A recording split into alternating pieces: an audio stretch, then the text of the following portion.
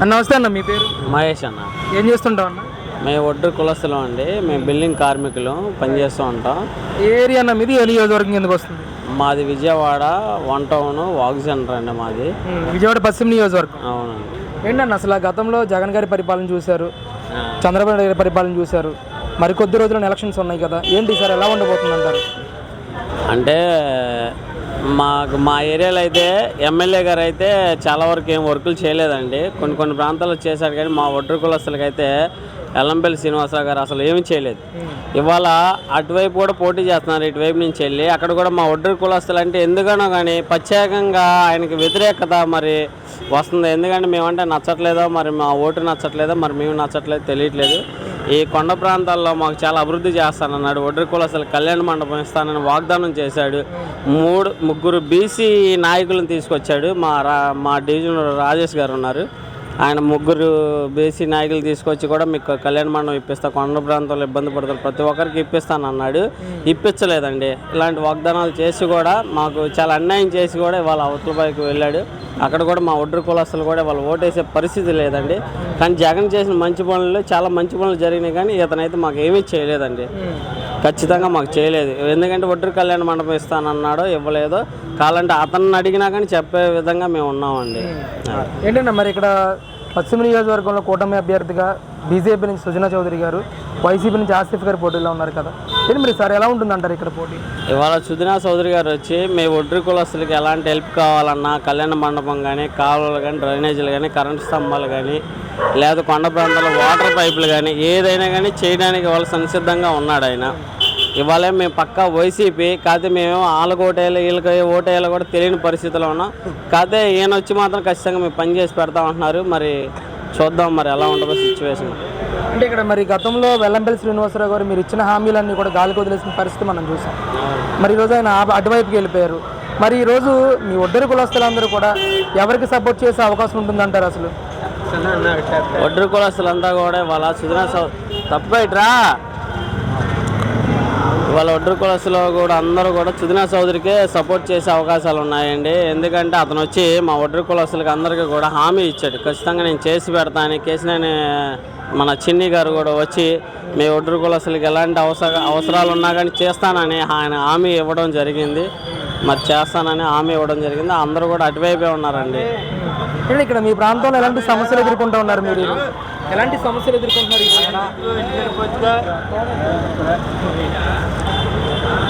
మేము ఇవాళైతే ఇక్కడ మాకు కొండ ప్రాంతంలో చాలామందికి కళ్యాణ మండపం లేక చాలా ఇబ్బంది పడుతున్నాం. సేమ్ మాకు అదే బాగా ప్రాబ్లం. ఎందుకంటే అందరూ కూడా 30 గజాలు, 20 గజాలు, లేదా 15 గజాలు, 50 గజాల లోపులోనే ఉన్న ఇల్లులు.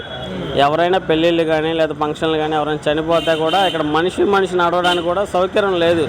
మాకు ఒక్కరికే కాదు అందరికీ ఉపయోగపడే రకంగా సితారా దగ్గర ఖాళీ స్థలం ఉందండి, కబ్జాలకు గురవుతుంది. అలాంటి స్థలం మాలాంటి వాళ్ళకి ఇస్తే పేదలకి పేరు చెప్పుకుంటాం కదా, వాళ్ళకి కబ్జాదారులకి ఇదవుతుంది. అలాగ ఉచితంగా పోతే ఏమొస్తుంది ప్రభుత్వానికి? ఇక్కడ నాయకులే మమ్మల్ని గుర్తించట్లేదు. ఎంతసేపు వాళ్ళ పక్కన ఉన్న వాళ్ళ వ్యాపారస్తుల్ని వాళ్ళని వీళ్ళని వెనకేసుకొని తిరగడమే జరుగుతుంది, కానీ ఓటు కావాలన్నప్పుడే మేము గుర్తు వస్తున్నాం. మిగతా టైంలో మేము గుర్తు రావట్లేదు. ప్రత్యేకంగా అసలు మా ఒడ్డు కులస్తులకైతే ఏ పార్టీ కూడా ఏమీ చేయలేదండి. పోయినసారి మన వెల్లంపల్లి శ్రీను గారికి మేమందరం ఓట్టేసి చర్చిల్లో, గుళ్ళో, అన్ని చోట్ల కూడా మేము గెలిస్తే కొబ్బరికాయలు కొట్టిన ఫోటోలు కూడా ఉన్నాయి మా దగ్గర. కనదుర్మ గుడి దగ్గరికి వెళ్ళి గెలిస్తే మేము కొబ్బరికాయలు కొడతాం, అలా కొట్టినవి కూడా ఉన్నాయండి. మాకు మాత్రం వెల్లంపల్లి శ్రీనివాసరావు గారు ఎలాంటి న్యాయం చేయలేదని నేను నిజంగా చెప్పగలుగుతున్నాం. కావాలంటే ఆయన ముందు అడిగినా కూడా మేము చెప్తామండి. ఓవరాల్గా ఎవరు గెలిస్తే బాగుంటుంది అంటారు ఈసారి? సుజనా చౌదరి గారు వస్తే బాగుంటుంది అనుకోండి. ఎందుకంటే వెల్లంపల్లి గారు గెలిపించుకున్నాం మేము, మా సొంత మనిషి అని. మాకు ఎలాంటి న్యాయం చేయలేదండి. పైన ఎవరు గెలిస్తే బాగుంటుంది అంటారు? ఇక్కడైతే మేము చెప్పగలుగుతాం, పైన అంటే మనం చెప్పలేము. ఎందుకంటే మాకు కావాల్సింది ఇక్కడ స్థానికంగా మమ్మల్ని చూసే నాయకుడు కావాలి.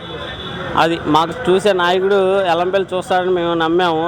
ఇవాళ ఆయన చూడలేదు, మరి ఏం చేస్తాం? అది మా దురదృష్టం అనుకోవడమే. Thank you. నమస్తే అన్న, మీ పేరు? జహంగీర్ భాష. ఏం చేస్తుంటారు అన్న? Auto driver. ఏ నియోజకవర్గం అన్న మీది? ఏ ఏరియా? కృష్ణా జిల్లా, కానూరు కృష్ణా జిల్లా. ఇది వెస్ట్ నియోజకవర్గమేనా? ఏంటన్న ఇక్కడ గతంలో చంద్రబాబు నాయుడు గారి పాలన చూశారు, 5 సంవత్సరాల నుంచి జగన్ గారి పాలన చూశారు. అసలు ఇద్దరి మధ్య పాలనలో ఎలాంటి తేడా అనిపించింది? ఎవరి పాలన బాగా నచ్చింది మీకు? చంద్రబాబు పాలన బాగుంది. అది ఏమన్నా ఎందుకు? ఆయన అన్నిట్లో అంతా బాగానే చేశారు.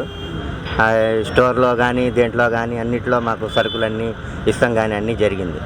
ఈ జగన్మోహన్ రెడ్డి ఆయన వచ్చిన కాడి నుంచి మాకేం లేదు.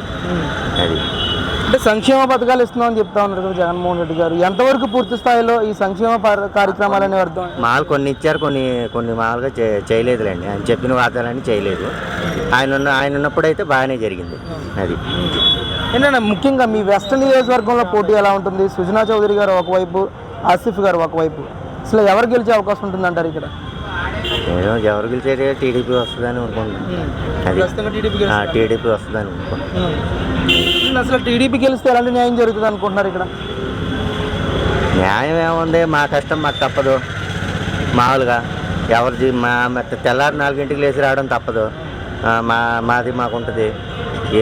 ఎవరైనా చేసేది ఏం లేదు. ఏంటంటే ఆయనకి మనకి సిటీలో కొంచెం అన్నీ బాగా చూసుకుంటారు. అది చంద్రబాబు గారు అయితే.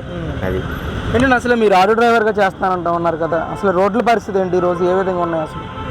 రోడ్ల పరిస్థితి బాగానే ఉందండి. ఇప్పటి వరకు ఆయన ఉన్నప్పుడు కూడా బాగానే ఉంది. దాని వాహనమిత్ర వస్తుందన్న మీకు? వాహనమిత్ర వస్తుందా? వస్తుంది. నేను ఇప్పుడేగా తీసుకున్న ఆటో, కొత్త ఆటో. మాకు ఇంతవరకు రాలేదులేండి. అది అసలు ఇక్కడ మీరు రాజధాని ప్రాంతానికి కూడా చాలా దగ్గరగా ఉన్న ప్రాంతం మీది, అసలు అలాంటి డెవలప్మెంట్ జరిగిందంటారు ఈ 5 ఏళ్ల కాలంలో? డెవలప్మెంట్ ఏముంది, రాజధాని మామూలుగా అది వస్తూ ఉంటుంది. అది దాని గురించి. ఇప్పుడు ఎంపీగా కేసీఆర్ నాని గారు వైసీపీ నుంచి, టీడీపీ నుంచి కేసీఆర్ చిన్ని గారు ఇద్దరు పోటీలో ఉన్నారు కదా, ఎవరు గెలిచే అవకాశం ఉంటుందంటారు? టీడీపీ గెలిచే అవకాశం. అది టీడీపీ అయితే పక్కా వస్తుంది అనుకుంటున్నాం. అసలు టీడీపీ గెలిస్తే ఎలాంటి న్యాయం జరుగుతుంది అంటారన్న ప్రజలకి? జరిగిద్ది, జరగకుండా ఉండదు. టీడీపీ వస్తే జరిగిద్ది, జరగకుండా అయితే ఉండదు మామూలుగా. అది రైట్, థ్యాంక్ యూ. ఓకే బాబాయ్ నమస్తే, మీ పేరు? తిరుమూర్తులు. ఏం చేస్తుంటారు బాబాయ్? Bike shop. ఎక్కడ బాబాయ్ మీది? ఏ నియోజకవర్గం ఎందుకు వస్తుంది? 25 అయితే 52 పశ్చిమ నియోజకవర్గం. ఏంటి బాబాయ్, మరికొద్ది రోజులు ఎలక్షన్స్ ఉన్నాయి కదా, గతంలో జగన్ గారి పాలన చూసారు 5 సంవత్సరాల నుంచి కూడా, అంతకుముందు చంద్రబాబు నాయుడు గారి పాలన చూశారు, ఏ విధంగా అనిపించింది అసలు? మీ అభిప్రాయం ఏంటి? అభిప్రాయం ఏముందండి, ఆయన ఉంటేనే బాగుంటుందండి, లేకపోతే బాగుపడదు. చంద్రబాబు ఉంటేనే, లేకపోతే బాగుపడదు. లేకపోతే మరి ఉన్నాయి కూడా అమ్మేసుకోవడమే. వ్యాపారాలు ఉండవు, పనులు కూడా లేవు. ఇప్పుడు నానా మొదలు కుడుతున్నాం. ఇసుక లేక రైతు వాళ్ళు బాధపడుతున్నారు. మాకు పుస్తకం తయారు చేయడానికి పేపర్ లేక మేము బాధపడుతున్నాం. రేట్లు పెరిగిపోయి చదువుకునే పిల్లలు అల్లాడిపోతున్నారు. మరి ఇవన్నీ మనం ఏం చేస్తామండి? అంతే మనం మాట్లాడాల్సింది. ఎలా అనిపించింది జగన్ గారి పాలన? దరిద్రంగా అనిపించింది అండి బాబు, చెడ్డ దరిద్రం అండి బాబు. బయట నడవనోడు దడితే కొట్టేస్తారు, ఇది బాగాలేదంటే వాళ్ళని కొట్టేస్తున్నారు. అది పద్ధతి కాదుగా.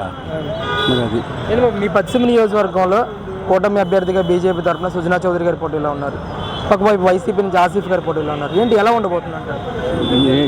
రెండే గెలిస్తే అండి, వైసీపీ రాదు. అయిపోయింది సినిమా, అయిపోయింది. విసిగిపోయారండి జనం, బాగా విసిగిపోవడం. అలాగెలా కూడా కాదు, మాట్లాడడానికి కూడా స్కోప్ లేదు కదండి. 200 రూపాయలు మందు అమ్మితే ఇంకెక్కడ వెళ్తారు నానోడు? కొన్ని 100 రూపాయలు అమ్మినా, ఒక 300 ఇంట్లో ఇచ్చినా, ఒక 100 రూపాయలు మంది దగ్గర ఇంట్లోకి వెళ్తాడు. అది 200 రూపాయలు అదే పెడితే ఇంకెక్కడ పెడతాడు? తాళదాడు మందు, 200 పెట్టినా తాళదాడు. మళ్ళీ ఇంకో 100 రూపాయలు మళ్ళీ తాగాలి. ఇంట్లో ఏమవుతాడు? అమ్ముకు తాగడం ఇంట్లో అన్నీ. ఏం చేస్తాడు అంతకంటే? అది అంటే రేట్లు పెంచితే తాగే వాళ్ళ సంఖ్య తగ్గుతుందని అంటా ఉన్నారు. పెరిగి తక్కువ ఉన్నప్పుడేమో ఎక్కువ తాగారు, ఇప్పుడు పెంచిన తర్వాత కూడా ఇంకా ఎక్కువ తాగారు. ఆరోగ్యం పాటు వెళ్ళిపోతున్నారు, చాలా మంది వెళ్ళిపోయారు. 3 మంది చచ్చిపోయారు, 3 మంది. అంతే, ఇంకేముంది మాటలు. అసలు సుజనా చౌదరి గారు గెలిస్తే ఇక్కడ ఎలాంటి న్యాయం జరుగుతుంది అంటారు అసలు? ఆయన శుభ్రంగా చేస్తాడు, మాకు అభిమానం ఉందండి. అది మాకు కంపల్సరీ గెలిస్తే చేస్తాడు. ముఖ్యంగా ముస్లిం ఓట్లు కూడా చాలా ఎక్కువ అని వింటా ఉన్నాం. అసలు వాళ్ళకే పడతాయి, ముస్లిం ఓట్లు కూడా వాళ్ళకే పడతాయి, కొంచెం మారుడి ఓట్లు కూడా వాళ్ళకే పడతాయి. సూపర్, దాంట్లో తిరిగిలేదు. వాళ్ళు ఎవరికి వేయరే కాదు. సైకిల్ వేస్తా, సైకిల్కి వేస్తారు, లేదా బీజేపీకి వేస్తారు. వాళ్ళు ఇంకెవరికి వేయరు. ఆ సంగతి అందరికి తెలిసిందే. మరి అది ఇంకేమో ఓవరాల్గా ఎలా ఉంటుంది అంటారు ఈసారి పోటీ? దెబ్బకు ఉంటుందండి. ఇంకేముంది, ఎవడు జనాలు అదృష్టం ఉంటే వీళ్ళు వస్తారు, జనాలు దగ్గరలో అయితే ఆయన వస్తాడు. ఇంకంతే, 2 సార్లు చేసేది ఏం లేదు ఇంక అంతకంటే.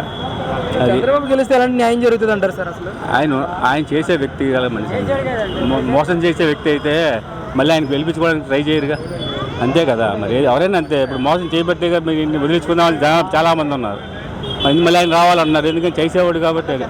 అది